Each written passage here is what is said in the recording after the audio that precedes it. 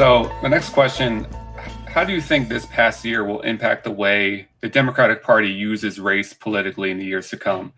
Is this just the next phase of a long trajectory they've been in, or is this some kind of fundamental break? And I guess another way to put this is, will the politics of kente-cloth photo ops, is that the new wave of the future, or is this going to be something else?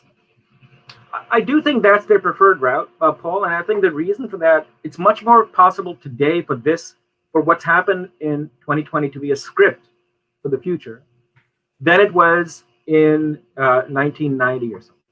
And the reason for that is the Democrats have now, I think, realized that their electoral strategy for the near future, the next 10 to 20 years probably, is going to center on the suburbs.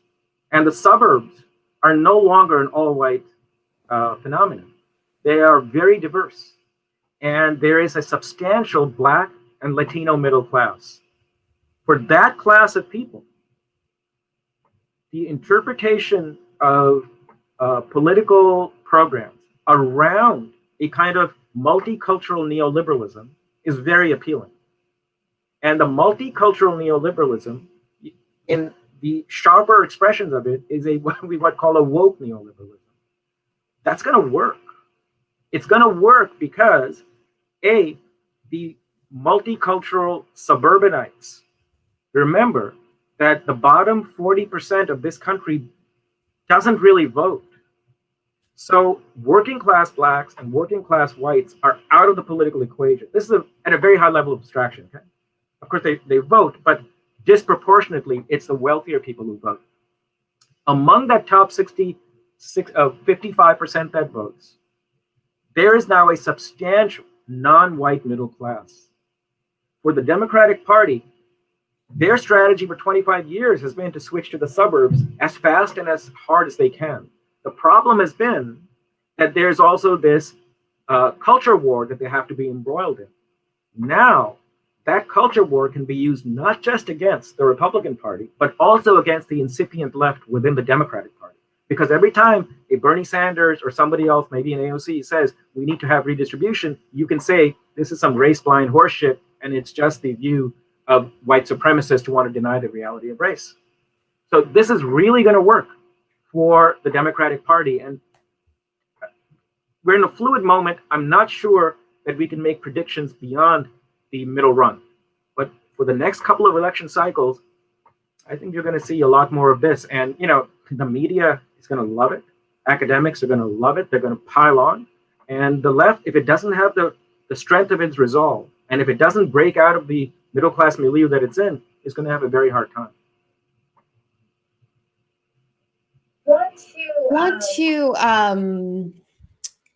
kind of tack back to your Catalyst article and ask about a more global perspective on this. So I was wondering if you can talk about the ways the left has combated middle-class nationalism in the post-colonial world, and if you can see any links between this professional managerial class, race essentialism, or anti-discrimination movement and those moments. Well, you know, the race essentialism that we're seeing today on the left, and, you know, I guess we have to call it the left because that's what it is.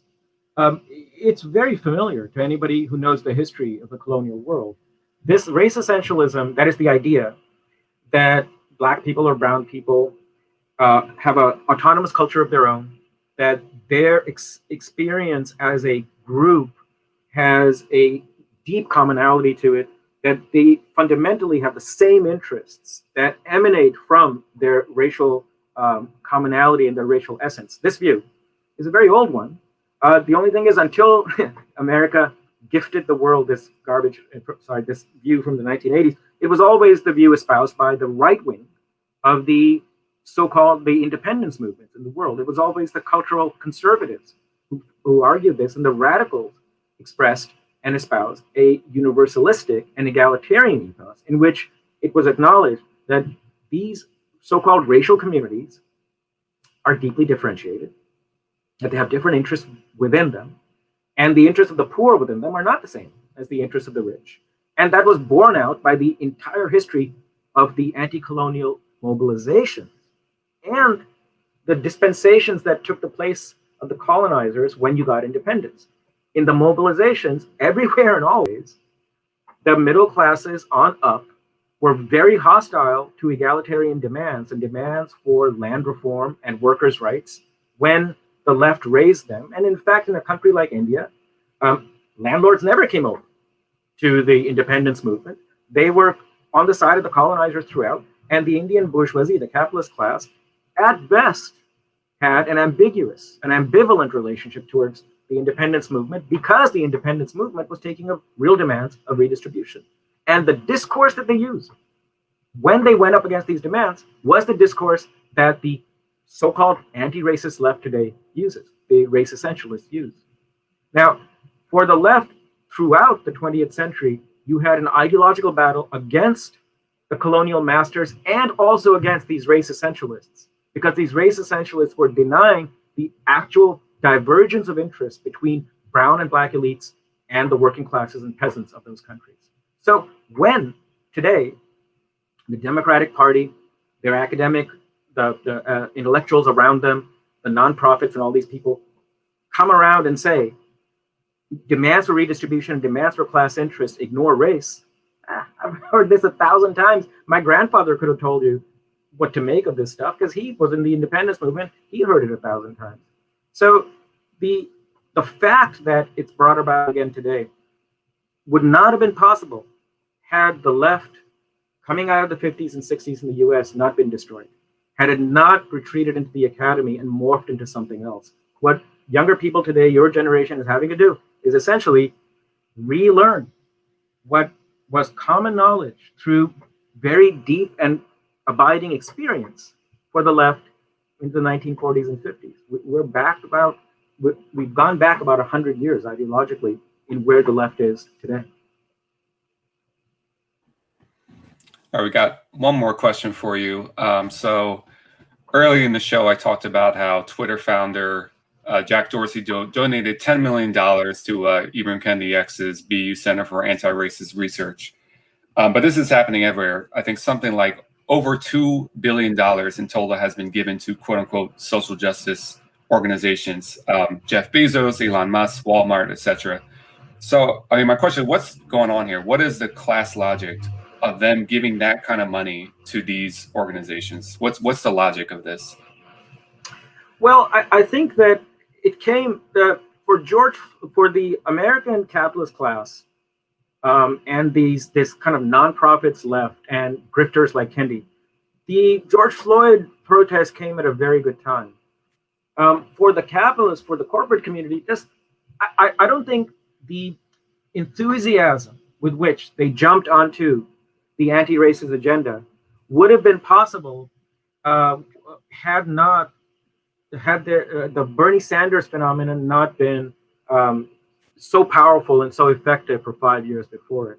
Now, this is the first time since the 60s, where there was an explicit anti-corporate, anti-business political program brought into the mainstream of America. It was pretty amazing. I didn't think I would see it in my lifetime. But as you enter 2020, Sanders looks like he might actually take the Democratic ticket. And these guys are sweating bullets. They don't know what they're going to do. Now, thankfully, the Democratic Party is able to ride out that storm. Super Tuesday kills the Sanders ticket. But the impulse and the momentum of the anti-corporate agenda is still very much there. So when these protests happen, when the explosion happens, within 24, 48 hours, you get the corporate community coming out and saying, we support this, because it's an opportunity for them to rewrite their public image, not as robber barons, as bloodsuckers, as the destroyers of lives, but now as the cutting edge, the paragons of the issue in American society, which is racial justice. And luckily, they have these leagues and leagues and leagues of politicos, academics, and nonprofit movers and shakers who are willing to translate anti-racism and racial justice into this symbolic and anti-discrimination agenda. It gives a great opportunity for them to revive their public image. I do, if Paul, there's any agenda behind that, I see it as that. And then, of course, if you're looking for opportunities and you're a really rich guy to make donations and write it off, and this is a good way to do it for yourself. But politically, it seems like the closest we can come to a class interest behind it is to restore the legitimacy of the corporate community, and to push back the left in doing so. All right. I'm out of questions. I think on that note, we're actually running up on our time. So again, thank you, Vivek, for being here for our inaugural episode. That was obviously fascinating, and I'm sure we'll be seeing much more of you. This may actually make sure that you never get any viewers again. Yeah, the first and last episode. It's been quite a ride. I made a montage I'm going to show at the end of the whole ride. All right. Well, it was great to be on the show, and I really hope it works. And you three are doing a really important service, I think. Thank you so much. All right, thanks, Vivek.